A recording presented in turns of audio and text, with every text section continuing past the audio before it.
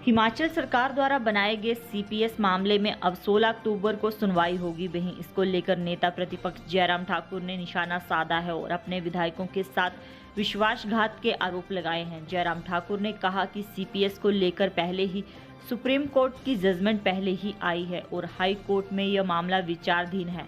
कांग्रेस को पता था, बावजूद इसके प्रदेश में सीपीएस बना कर उनके साथ विश्वासघात किया गया। इनमें सीपीएस की कुर्सी तो जाएगी, साथ ही विधानसभा की सदस्यता भी रद्द होगी। वहीं कोविड वॉरियर को निकालने पर भी जयराम ठाकुर ने निशाना साधा और कहा कि जिन्होंने कोविड जैसी महामारी में अपनी जान की परवाह किए बिना कोरोना पीड़ितों की सेवा की, आज वह अपने बच्चों के 2 जून की रोटी के लिए सड़कों पर है।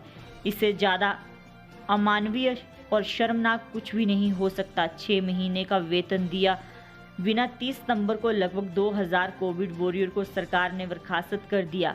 क्या कोविड वॉरियर का परिवार नहीं है? क्या उन्हें अपने बच्चे नहीं पालने हैं? क्या उन्हें बच्चों की फीस नहीं देनी है? इस तरह की अमानवीयता की उम्मीद किसी भी सरकार से नहीं की जा सकती।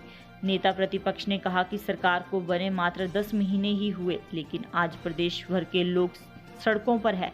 ऐसी परिस्थिति सरकार की नाकामी और झूठ के कारण बनी है। उन्होंने कहा कि आज जिला पंचायत के लोग सड़कों पर है, एसएमसी के शिक्षक सड़कों पर है, सफाई कर्मचारी सड़कों पर है, सुरक्षा गार्ड सड़कों पर है, परीक्षा परिणाम न जारी करने से युवा सड़कों पर है। प्रदेश के विभिन्न वर्गों से जुड़े लोग आज सड़कों पर अपनी मांगों को लेकर सचिवालय, चौड़ा मैदान, रिज मैदान पर धरना दे रहे हैं। जिला मुख्यालयों से लेकर तहसील और ब्लॉक मुख्यालय पर लोग सरकार के खिलाफ सड़कों पर है। वहीं जयराम ठाकुर ने कहा कि प्रदेश सरकार द्वारा राहत पैकेज जारी किया गया है, इसका फायदा सही लोगों को मिलेगा, इसकी कोई गारंटी नहीं है। इससे पहले भी आपदा प्रभावितों को केवल 5000 रुपये दिए गए। वहीं उन्होंने तंबू और त्रिपाल को लेकर सवाल खड़े किए और कहा कि जिला स्तर पर बिना टेंडर के तंबू खरीदे गए और ये घटिया क्वालिटी के हैं, 1 महीने में ही फट गए।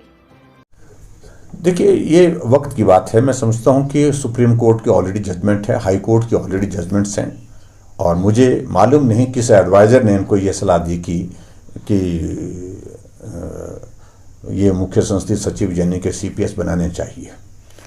और मोर ओवर मैं ये कहूँगा, ये सिर्फ वक्त की बात है, थोड़े दिनों की बात है। कुछ लोगों ने मुझे जानकारी मिली कि उनने अपनी गाड़ियाँ वापस भेज दी। मुझे लगता कि बहुत अच्छा काम किया है उनने, अपमानित होने से पहले ही गाड़ी भेज दी। और नहीं तो ये निश्चित है हाई कोर्ट का आदेश आएगा और सुप्रीम कोर्ट का ऑलरेडी आदेश है और इनको अपने पद से जाना पड़ेगा। और मेरा ये भी मानना है, ये एक तरह से अपने कुलीग्स के साथ ये विश्वासघात है।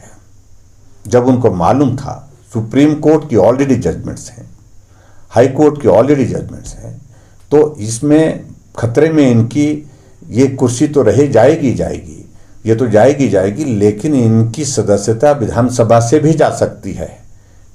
तो ये मुझे लगता है कि अपने कुलीग्स के साथ, एमएलएस के साथ, विधायकों के साथ बहुत बड़ा विश्वासघात किया है और ये इनको भुगतना पड़ेगा। देखिए, मैं कोविड वॉरियर के बारे में बड़ा स्पष्ट कहा है, हमने पहले भी कहा है कि ये वो लोग हैं, ये वो बच्चे हैं जिन्होंने अपनी ज़िंदगी को जोखिम में डाल करके काम किया था।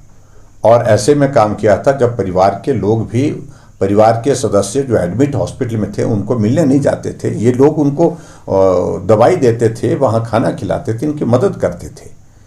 और इस प्रकार से इनके साथ व्यवहार उचित नहीं है। 31 मार्च के बाद, 31 मार्च 2023 के बाद 6 महीने 7 महीने इनके हो गए जिसमें इनको अभी तक सैलरी नहीं मिली है। उनके तो बच्चे हैं, उनके घर में भी बुजुर्ग है, उनके घर में भी कोई बीमार है। ऐसे में ये अमानवीय व्यवहार है और अब उनको टर्मिनेट कर दिया गया है 30 तारीख से।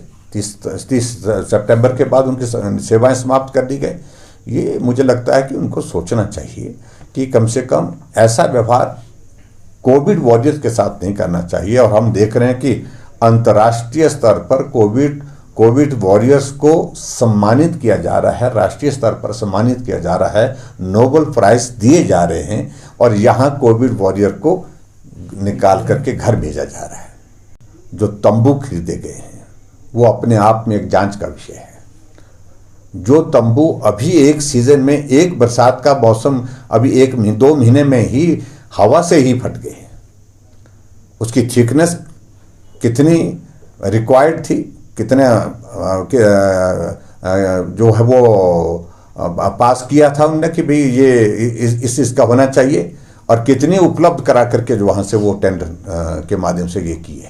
टेंडर किए ही नहीं गए, सीधे कोटेशन पर मंगाएंगे, और कोटेशन में किन लोगों को दिए गए हैं वो सिर्फ एक ही पार्टी के लोग हैं जिन्होंने ये सारे डिस्ट्रिक्ट हेडक्वार्टर में ये तंबू खरीदे हैं, टेंट खरीदे हैं। मेरा कहने का मतलब है आपदा है, और इस आपदा को कम से कम कांग्रेस के लोग पैसे कमाने का अवसर न तलाश।